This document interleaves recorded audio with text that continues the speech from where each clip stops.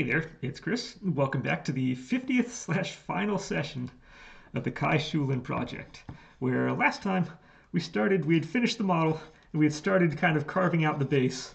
And our main focus this time is going to be finishing off the base and getting that done. And you're going to want to hang tight for this one because after that, we're going to have our character reveal of the whole thing done. And I have a special presentation to go with that. And although this is going to be the end of this project, it's actually going to start being the start of two projects coming up, which I'm going to promo at the end of this session. So hang tight for that so you can see exactly what's going to be coming up on this channel. So to get ready for that, I know I had mentioned, let me turn this thing around. I know I had mentioned before I was going to do the priming off camera because you've seen me prime stuff before. And I went and I did the black area, which technically I should have tinted this black, but I figured it's such a small space, whatever, I'm not too worried. And although on the main portion here, we're going for that kind of sandy look you can see on the bottom, that kind of sandy, dirty kind of look. So I kind of roughed it up. I added a bunch of marks and whatever on here. There are really two ways you can go about doing that. One is the carving in, like I did in this. The other is, the reason I hadn't primed that is I have some primer in here. A second way to rough this up is you can add something to the primer. Here I have some sand. So I can just take some sand, add this to the primer. Then when I prime over here, that's also going to apply a texture to it. So this might be awkward using both kind of methods in here, but this is kind of a tutorial thing anyway. I'm trying to show what can be done, what can't be done, and all that. So I just kind of work from here. So I took some sand, just kind of throwing it in. I do believe I'm going to want some more. The more you put in, the more chance there is to get a little kind of grittiness to it. Which I'm sure it's not going to come out on camera super well, but hopefully in real life this will do what I want it to. Even if it's just a little bit. It doesn't take much. Another possibility we could use for something like this is being that I did inset the bottom here so that it works. I could just put the model in, mix some like epoxy or something with the sand, and actually just have a literal sand base with kind of an adhesive, a clear adhesive or a clear epoxy or something holding all the grains together. And that could be another way to go about it. And if I were to do that, I could also put like footsteps or something behind her as if she'd walked up into it. But as I said from the start, I'm going to try to just keep things, generally speaking, simple on this. I don't want to go too extravagant. Okay, now I think we're starting to get enough of this feel in here, starting to thicken up and get lumpier, which is what I want. This is going to be awful to work with, but it's doing what I want it to do. At least, if for no other things than tutorial purposes on this is what you can do if you want to try your own solution at this. And I'm sure this isn't going to spread well at all. No, it doesn't, because it is thick as heck. But we didn't want to do this on the edge. We want the edge to be smooth. It's just this inside portion we want the uber thick and kind of gritty and grainy and all that. So,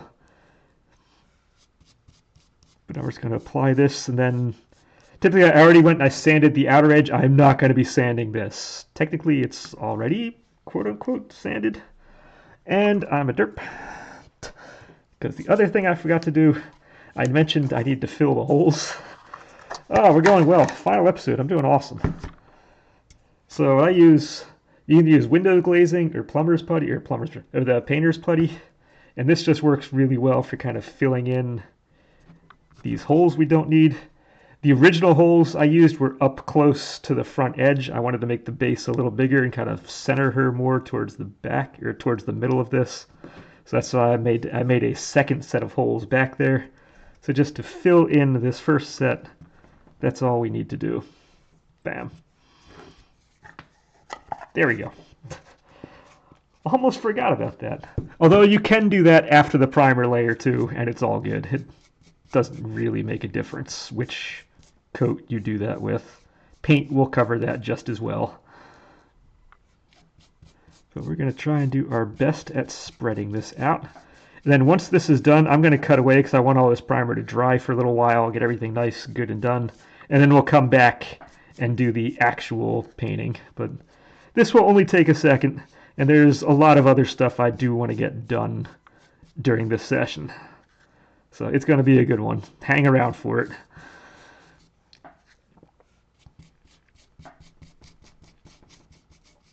This is not like normal painting at all, that's for sure.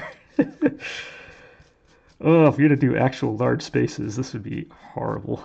But if you want to match like popcorn ceilings and stuff like that, if you have textured surfaces that you're in an older house, you need to match up. This is definitely one nice tool you can have in your arsenal if you want to match that kind of textured look. Is just doing that. Yeah, you can definitely see that kind of graininess to it, which is exactly what we're going for. So I'm going to stop right there. We're going to let this dry, and I'm going to be back in just a second. So hang on.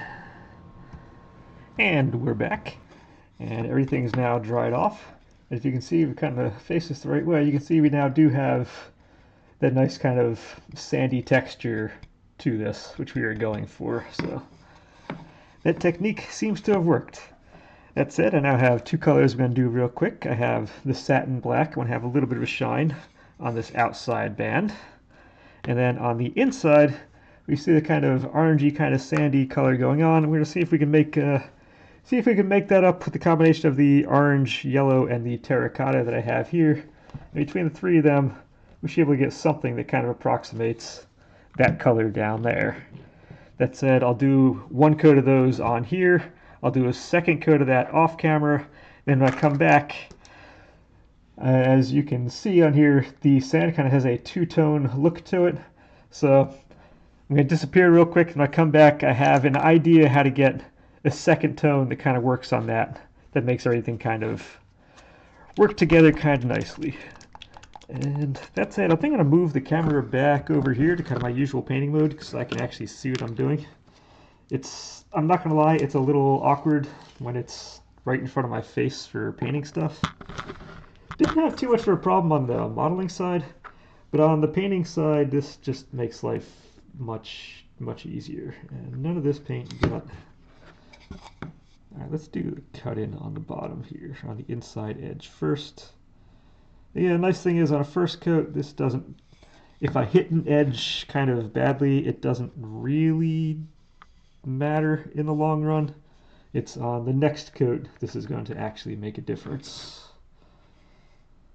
But I just want to get this kind of in here, going around, and when I stirred this up, none of the black paint actually stayed in the cap, so it would be kind of nice if it could.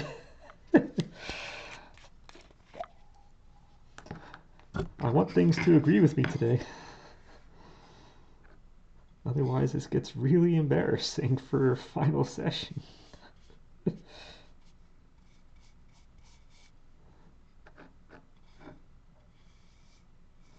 That said, there's not that much more paint in this container. I'm probably gonna need to, next time I go out shopping for stuff, considering we are in November, we are getting kind of holiday season stuff, so probably gonna be going out shopping for things sooner rather than later.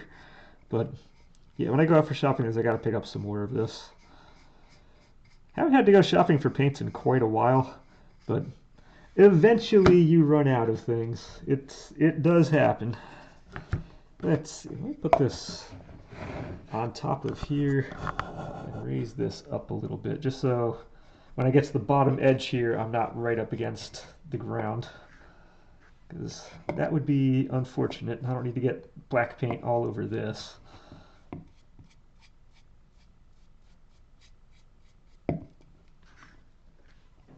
But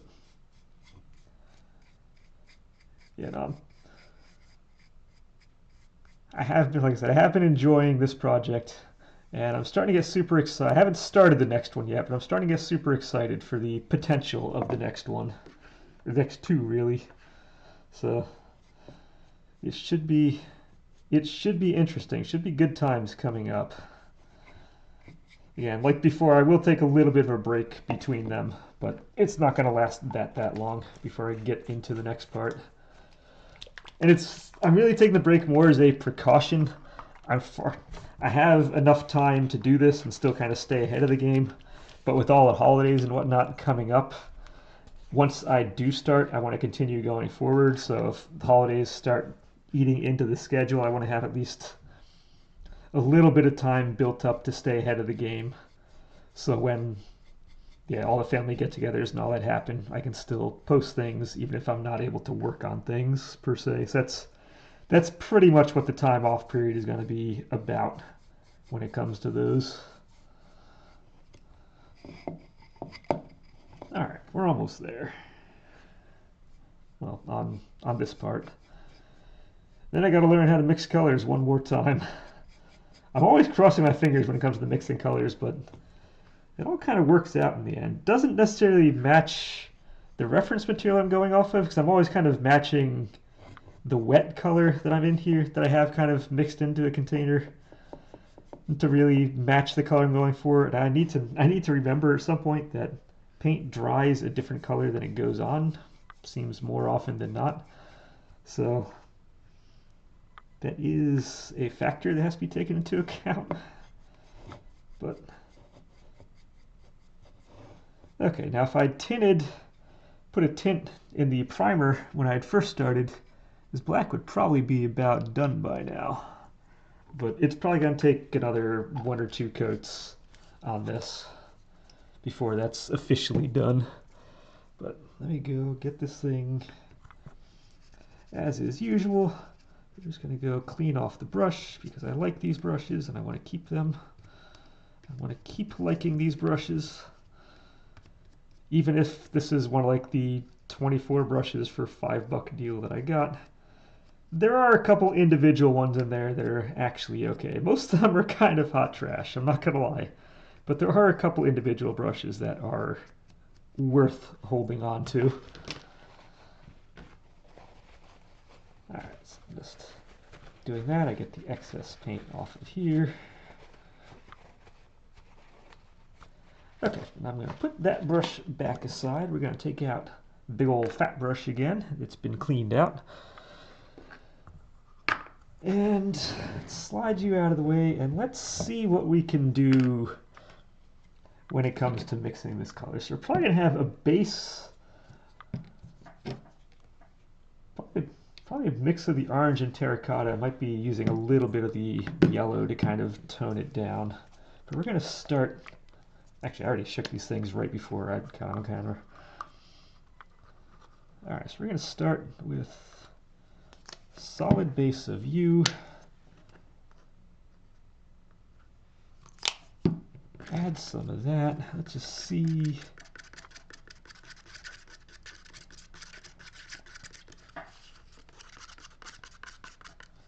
Okay, that's not a bad place to start. Probably gonna want a little yellow and a little more of the terracotta. I don't need any more orange in there. A little bit of U and a little bit of U.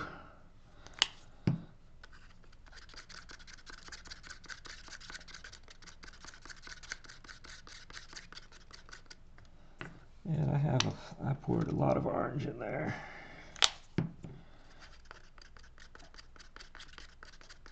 Yeah, let's bring this back into an earthier tone.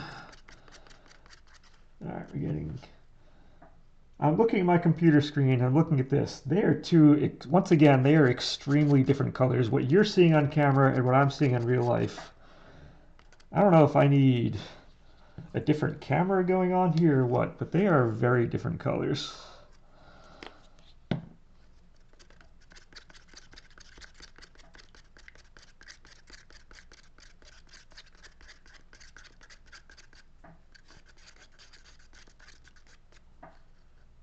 Because I'm looking at my camera, it is a bright orange on the camera. It's kind of a creamier color that I'm looking at in person. And I need to bring this more into an earthy tone. So I didn't plan on using a blackish or brownish kind of color, but I got to bring this back into an earth tone a little bit.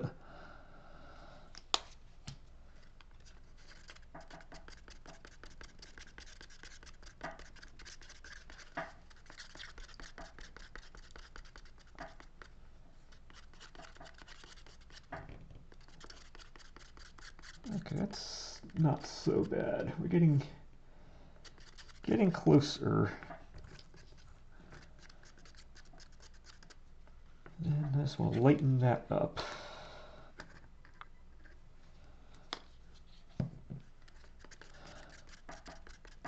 Sometimes I get colors very right, and sometimes I just don't.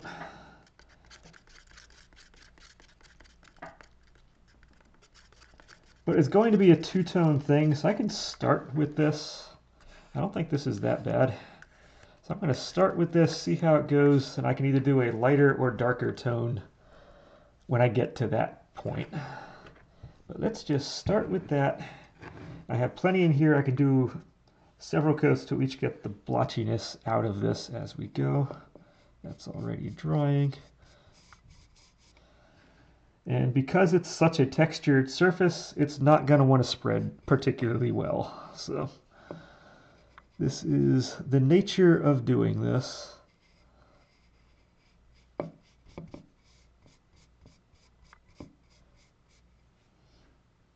I am anticipating this coming on very blotchy. Like I said, I'll smooth out the colors off camera, and I'm going to come right back to. You're going to look like no time has passed, but I will do a couple coats and come right back. I'm not doing this in separate sessions. We're finishing everything this episode. There's gonna be no problem with that.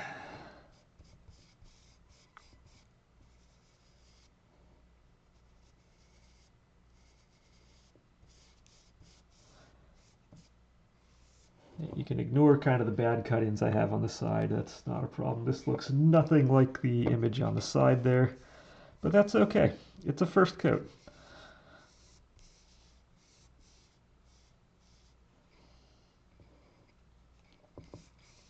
This is what first coats are all about.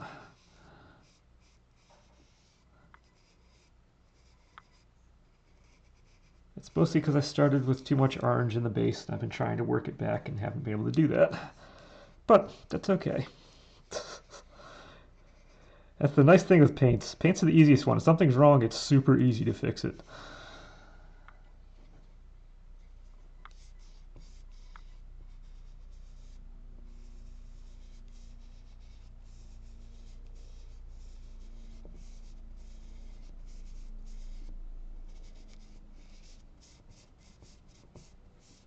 Although in fairness, it does kind of have this earthy color that I'm going for anyway.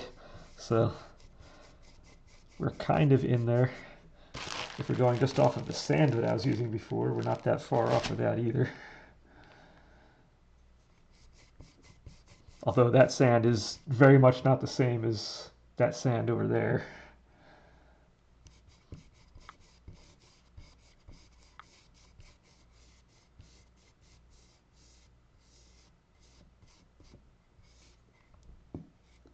Alright, so we have this on here. Let me go wash this guy out real quick. And then I'm going to turn the camera off. When we come back, this will all magically be nice, smooth, done. The black will be 100% done. And this is going to look hopefully a little better. At least it won't be the blotchy like it is right now. I may tweak the color. I'm actually probably going to tweak the color just a little bit for the next one, but that's going to be fine. Anyway, now this is washed out, I'm going to pop this off and I will meet you back real soon. Until then. Hey, and we're back. And since last time, I did tweak the color a little bit. It wound up being really, really dark. So as you can see, I started the original one. What I did on the second coat was I took the orange out of the entire thing. So now we just used the yellow and the terracotta, the yellow base with terracotta added into that to brighten it up quite a bit. It looks okay on camera, looking at it, but in real life it was extremely dark. And if we now see this kind of up against the grains on the side, we're kind of approaching the darker of the colors on there. So for one final thing I want to do is I want to muddy this thing up. Usually when I muddy things up, I want to muddy it up with a darker tone. This time I'm going to try to muddy it up with a lighter tone. So we're going to add a little more yellow to this, try to lighten it up a little bit and see if we can just...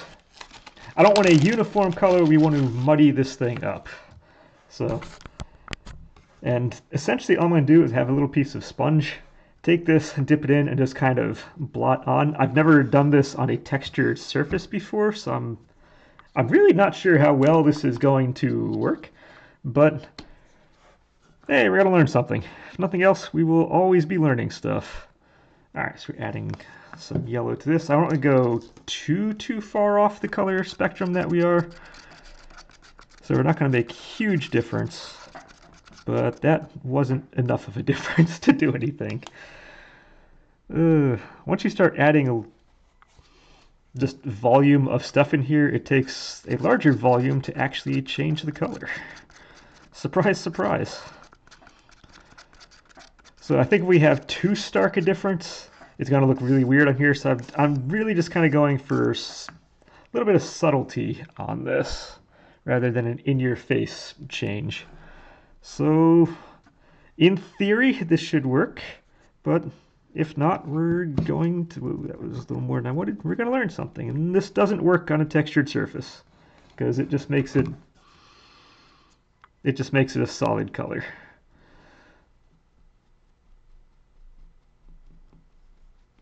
Well, we're learning stuff. Or I was pushing down too hard. But that's okay. That's okay. If we can have...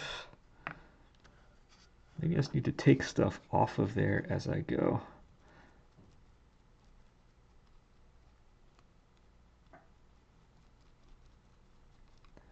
I think we're going to be just kind of... I'm being really careful not to hit the edges on this too, which might be hampering some things. But we kind of need this to get close to an edge in order to feel kind of real. I can always touch up black. That's not really an issue. So we're going to be layering, just adding a couple different, I think, colors on here. We're going to darken you back up again, add a little more. And this is just how things work. The idea is I just don't want a uniform color. I think that was way too much. I just needed a couple drops. Once again, I'm going to wind up throwing out a lot of paint that I don't want to throw out. I can use this for future projects. Oh well, it's part of the process. Sometimes you get it right, sometimes you don't. Even if we're on the final, very last episode, sometimes you get it right, sometimes you don't. It's the way of things. And really, I'm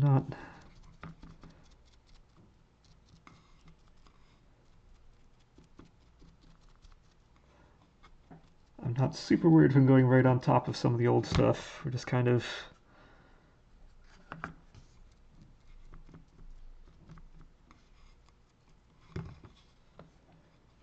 making a little bit of a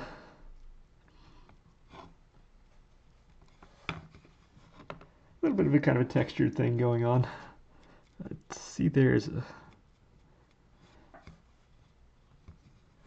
some light areas, some darks. That's a little more like what I'm going for. Just real kind of subtle difference between what's light and what's dark. So it's nothing big.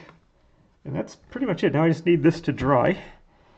And then I'll have that dry. I'll touch up these little kind of black areas.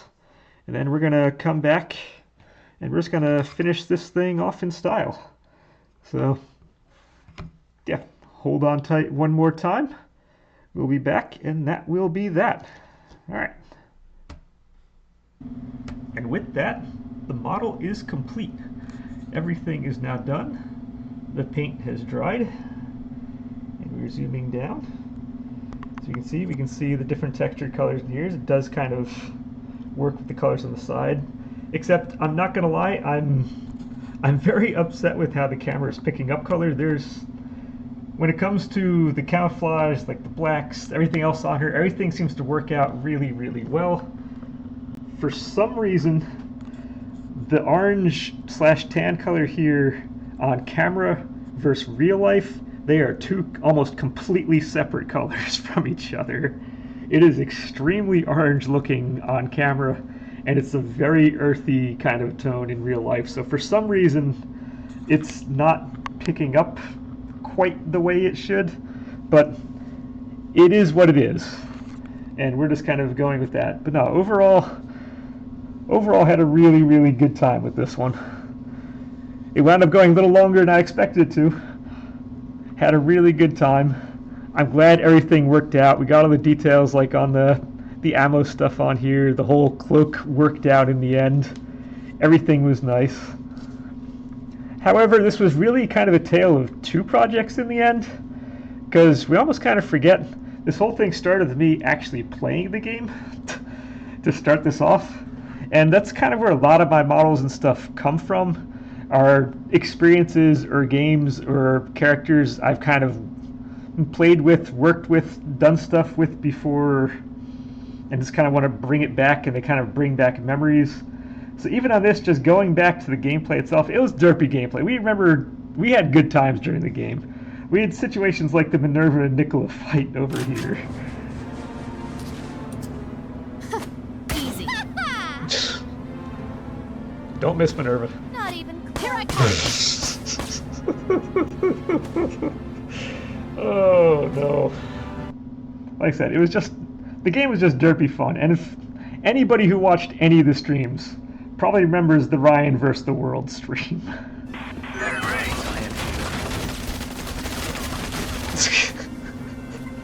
This is so ridiculous in so many ways. What are your orders? But it's gonna work. Who's next? I see. Good. Engaging! Got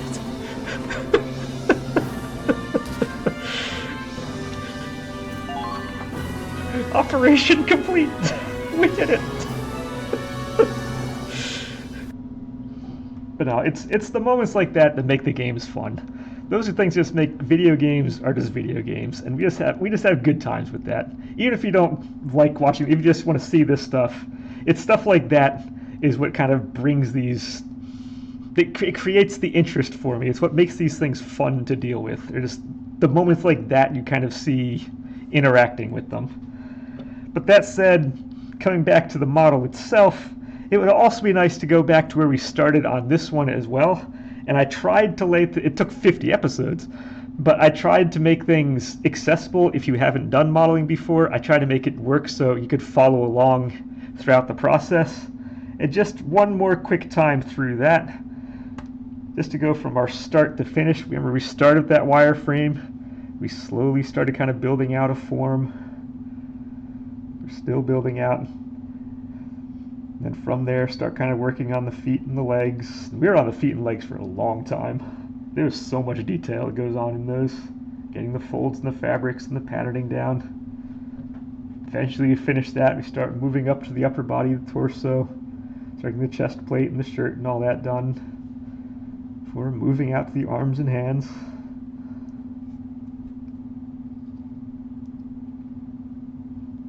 Got the knife in there, and then we start getting into the face and head, if only because we needed that in order to do the cloak. Because we needed the cloak first before we can get to the hair. So we eventually got the cloak to work, and then we kind of started finishing out the head. Now we're in kind of the detailing. We're getting the ammo stuff. The ammo stuff. We're getting the rifle made. And bam, we are into painting.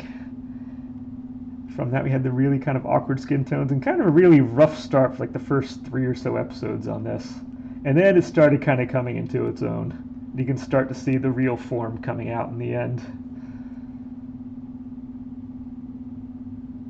Oh, that first cut of the cloak was so bad.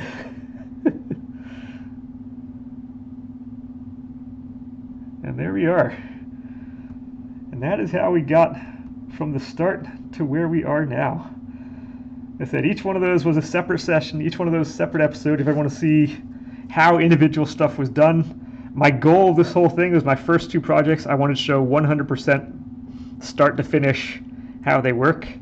If only because most channels are just kind of, they'll do an entire project, see that they like it, then and they'll take highlights from it and show you those. This one here, there are no training wheels, no anything on it. I start recording this stuff, I start broadcasting out before really anything is even done on here. So I'm trying to show the good, the bad, how things work, how things don't. And I feel like I accomplished that. Maybe you don't, I don't know. But I feel like I accomplished that part. But that said, it's time to bid this project farewell. It is finally done. And I can think of no real better way to do that than to have Kai herself actually sign off this project. So give me 1 second here, and here we go. Everyone, I want to thank you. You've done so much for me. I swear to you all that I'll return the favor with my skills.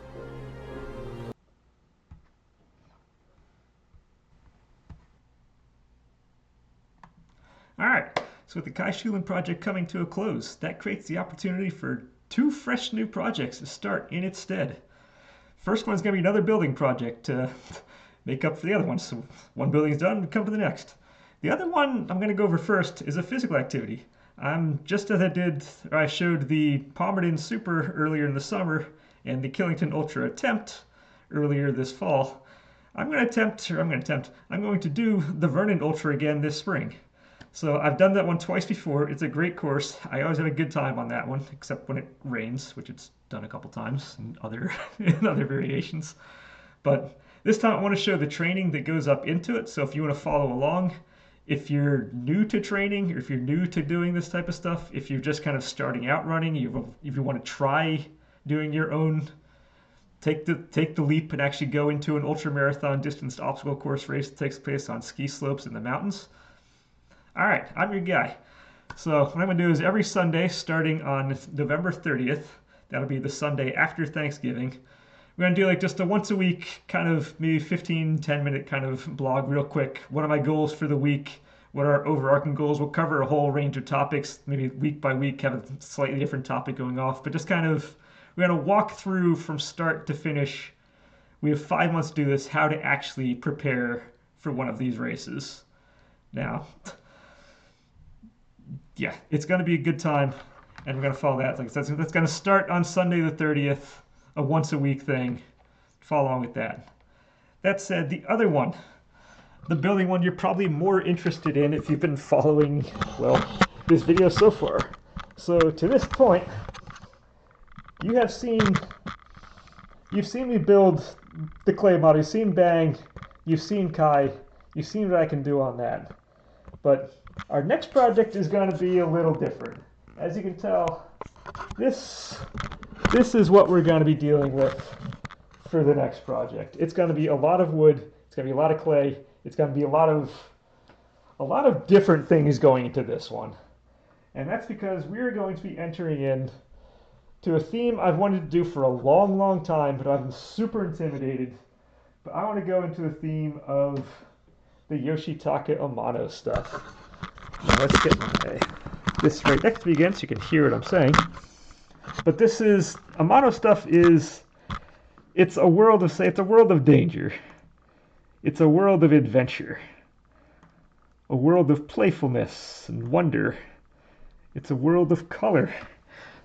It's a very distinctive art style. And that said, of these, we are going to be going into the 1992 Super Famicom classic of Final Fantasy V, of which he did the artwork for. And if you've ever played the game, we have our intrepid cast of characters who jet set around the world, solving the world's troubles, this, that, and the other. But whenever they run into technological aspects, or they'd run into technological problems, there is one person they can turn to. And that is a Final Fantasy staple of the head engineer / builder, Sid Previa. However, in this particular game, he doesn't work alone. All the other ones, he's generally a solo character. This time, he doesn't work alone. And so our actual project is going to be his helper during the game, and that is going to be Mid right here. I've wanted to do this model for so long. I've wanted to do this one, and I've been so intimidated on it that I just couldn't bring myself. But no, we're going to do it. We're going to do this model. We're going to have a fun time. It's it's gonna be a thing.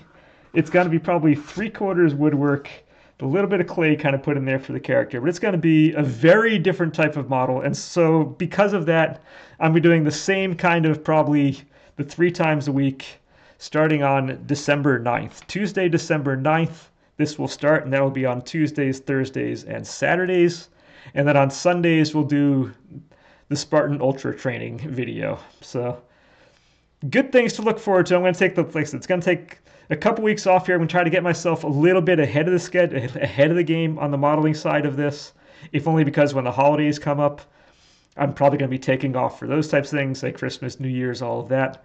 So I want to get a little bit of a backlog going so when we hit those areas, the videos themselves won't fall behind. So yes, so if you want to follow those, that's going to be the Spartan stuff starting on November 30th. And that's going to be the Yoshitaka Mono Mid project here starting on Tuesday, December 9th. It should be a good time, and I look forward to seeing you then. All right, enjoy.